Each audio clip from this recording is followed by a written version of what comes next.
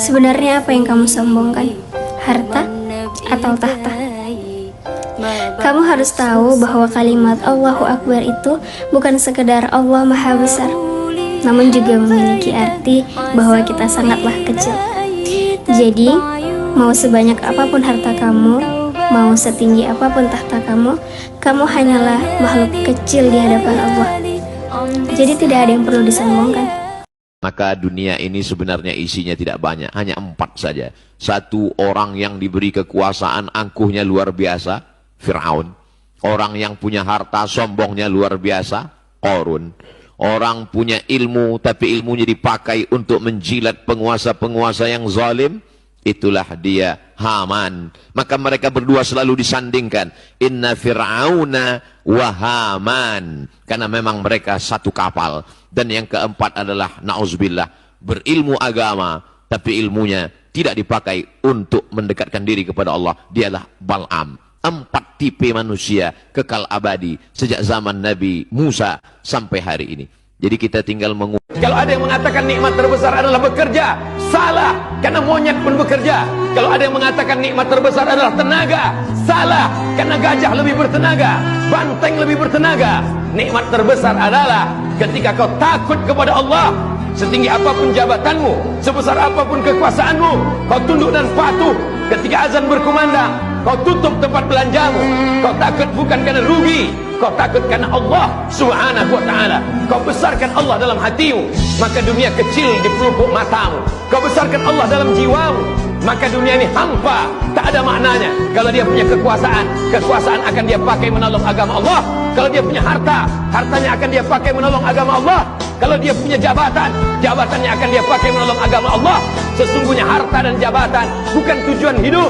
Tujuan hidup adalah ilahi anta maksudi, engkau yang kumaksud, wa ridhaka matlubi, ridhamu yang kucari ya Allah. Besar ujian hidupmu, ada tempat yang lebih besar. Allahu Akbar. Susah hidupmu, payah hidupmu, ada tempat engkau mengadu. Jangan mengadu kepada kawan.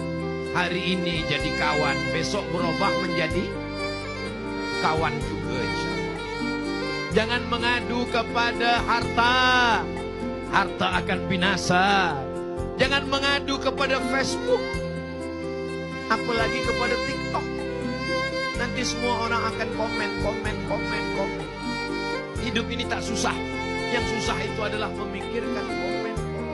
Kata Imam Fakhruddin Ar-Razi, malaikat maut di keningnya tertulis la ilaha illallah. Supaya apa?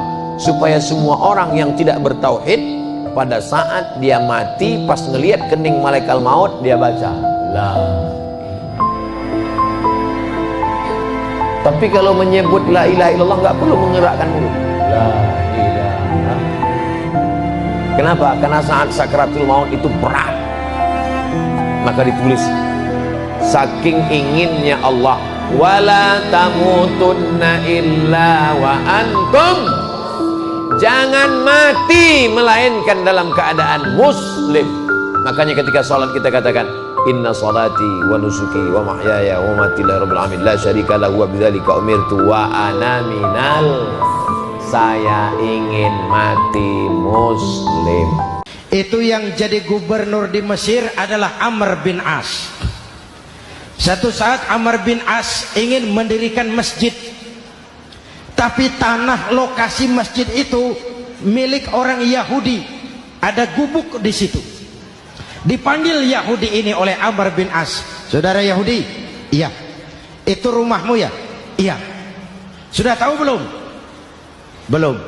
Ya memang saya belum kasih tahu. Begini, kamu bangun sembarangan saja, rumahmu kena jalur hijau itu. Lalu saya mau bangun masjid di situ. Ya tapi ada rumah saya Pak. Sudahlah, rumahmu saya bayar, saya beli. Nggak mau Pak, rumah saya cuma itu-itunya. Saya bayar 2 kali lipat. Nggak mau Pak, nggak mau. Sudahlah, saya ganti rugi. Ya nggak mau Pak, namanya juga ganti rugi Pak. Biar digantikan tetap rugi. Mangkel Amr bin As ini wong cilik kok bertingkah amat. Si Ahmad aja nggak bertingkah. Panggil Kamtib. Hei, gusur. Ditarik rumah Yahudi ini, ambrol. Menitiskan air mata si Yahudi di sudut kehidupan. Begini wong cilik ini, sudah jatuh tertimpa tangga. Rumah cuma sak gubuk-gubuknya diderek oleh petugas. Pikir-pikir Amr bin As kan cuma gubernur, di atasnya kan masih ada khalifah Umar bin Khattab. Saya mau lapor ke pusat. Berangkat Yahudi ini dari Mesir menuju Madinah, berhari-hari berjalan sambil berpikir, ini nanti kalau saya laporan kepada khalifah, apa pengaduan saya diterima? Wong saya rakyat kecil, lagian Yahudi, sementara yang menggusur saya ini gubernurnya sendiri. Terus dia berjalan sampai di kota Madinah. Lewat tengah hari dia mulai cari-cari. Ada orang, ketemu orang sedang tidur di bawah pohon korma. Selamat siang Pak. Siang. Saya mau numpang tanya Pak. Tanya apa? Bapak tahu Khalifah Umar bin Khattab? Tahu. Istananya di mana Pak? Istananya di atas lumpur. Di atas lumpur? Iya. Pakaian kebesarannya apa Pak? Sutra? Bukan. Pakaian kebesarannya malu dan takwa. Pengawalnya banyak Pak? Banyak. Berapa peleton? Pengawalnya yatim, orang jompo, kelompok mustad'afin, orang-orang lemah, janda-janda tua.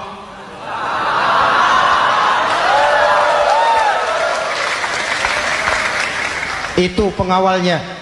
Pakaian kebesarannya malu dan takwa. Pengawalnya orang-orang lemah, tidak berdaya. Kok begitu Pak? Begitulah Umar bin Khattab. Orangnya sekarang di mana Pak? Di depan kamu. Jadi Bapak? Iya. Bapak? Iya. Saya Umar. Ada apa Mas? Oh, yang datang dari Semarang waktu itu. Gini loh Pak, saya mau menuntut keadilan. Keadilan kenapa? Gubernur Bapak Amr bin As itu Pak zolim. Kenapa dia? Gubuk saya main tarik saja, runtuh. Saya nggak punya rumah lagi, wong saya ini golongan makmur, cuma rumah sama sumur. Lalu untuk apa? Katanya dia mau bangun masjid di situ Pak. Dipaksanya rumah kamu ditarik sampai runtuh. Iya. Yahudi? Ya Pak. Itu ada tempat sampah ya. Betul Pak. Di situ banyak tulang unta. Coba kau cari satu tulang unta bawa ke sini. Bingung Yahudi. Pak, saya jauh-jauh dari Mesir ke sini ini mau cari keadilan. Kalau tulang unta di Mesir juga banyak Pak. Sudahlah, kau ambil saja tulang itu. Berangkat Yahudi penuh tanda tanya, ambil sebuah tulang unta, diberikan kepada Khalifah Umar bin Khattab. Tulang ini diambil, Umar hunus pedangnya, dengan ujung pedang dibuat garis lurus di atas tulang unta itu. Rak. Selesai. Yahudi? Iya Pak. Sekarang kau kembali ke Mesir, serahkan tulang ini kepada Umar bin Amr bin As. Makin bingung Yahudi. Jauh-jauh datang kemari kira mau dapat keadilan, cuma dapat tulang. Ya sudahlah, namanya wong cilik, berangkat dia pulang ke Mesir. Berhari-hari sampai di Mesir. Pak Gubernur, ya lapor. Ada apa Yahudi? Saya dari pusat. Loh, kamu dari Madinah? Iya Pak. Ngapain sih kamu ke sana-sana? Nuntut keadilan. Kamu bertemu khalifah? Ketemu Pak. Terus? Tulang.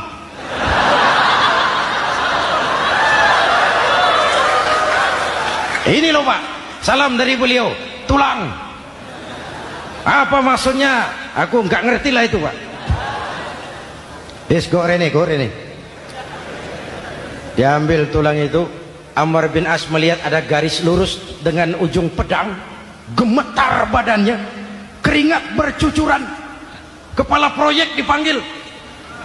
Mas, ini proyek masjid batal, gubuk Yahudi dirikan lagi. Loh Pak, kata kepala proyek, saya kan sudah menang tender Pak.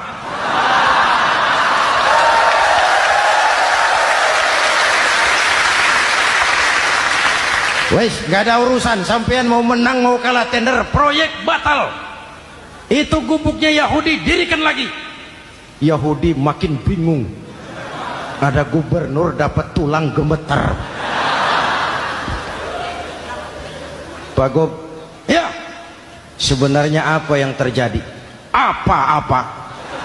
Kamu sedikit-sedikit main pusat.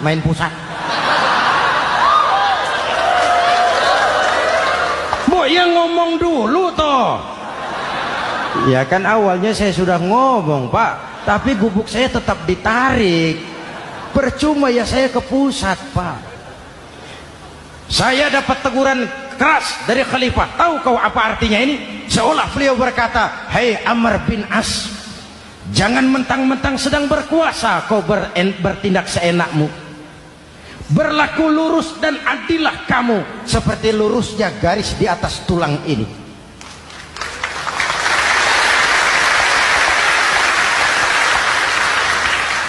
Kalau kau tidak lurus, kalau kau tidak berlaku adil, aku yang akan meluruskanmu dengan pedangku. Itu bahasa simbolik. Siapa yang gak gemeter? Kamu. Pusat. Wedus. Ya nenek corok kita. Oh Pak, kalau begitu Islam adil ya Pak? Adil. Jadi saya menang Pak? Menang kamu. Padahal saya Yahudi. Tapi menang ya? Menang. Pak, sudahlah kalau begitu Pak. Bagaimana? Itu gubuk saya ambil saja Pak. Tanah-tanahnya sak gubuk-gubuknya Bapak ambil. Silahkan kalau mau dibangun masjid. Tidak cuma sekadar itu Pak. Mulai hari ini Bapak dengarkan. Asyhadu an la ilaha illallah wa asyhadu anna Muhammadar Rasulullah.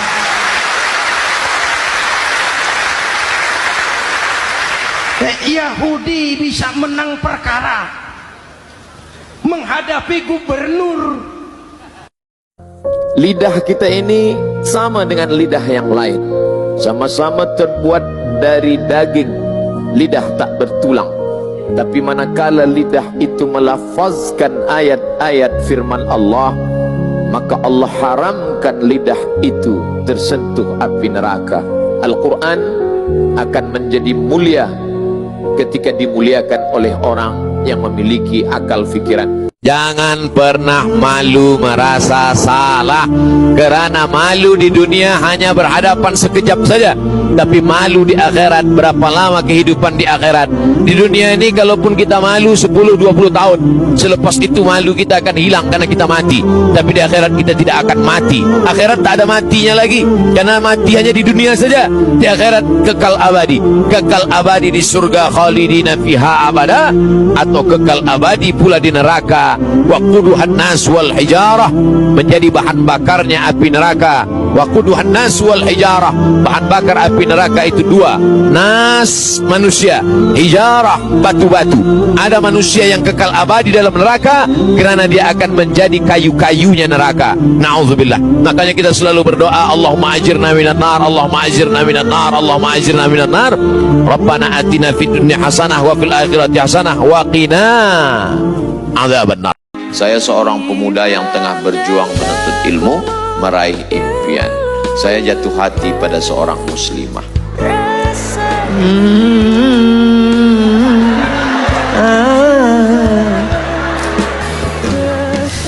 Dan sadar kami memahami perasaan satu sama lain. So sweet. Tapi tidak pacaran. Apa namanya? Kami tidak pacaran sebelum itu menjadi halal. Ustadz, saat ini telah memberikan isyarat untuk segera menghalalkannya. Namun saya rasa bahwa saya harus mempersiapkan segalanya terlebih dulu untuk memastikan kesejahteraan demi masa depan. Apa yang baiknya saya lakukan, Pak Ustadz? Kerja.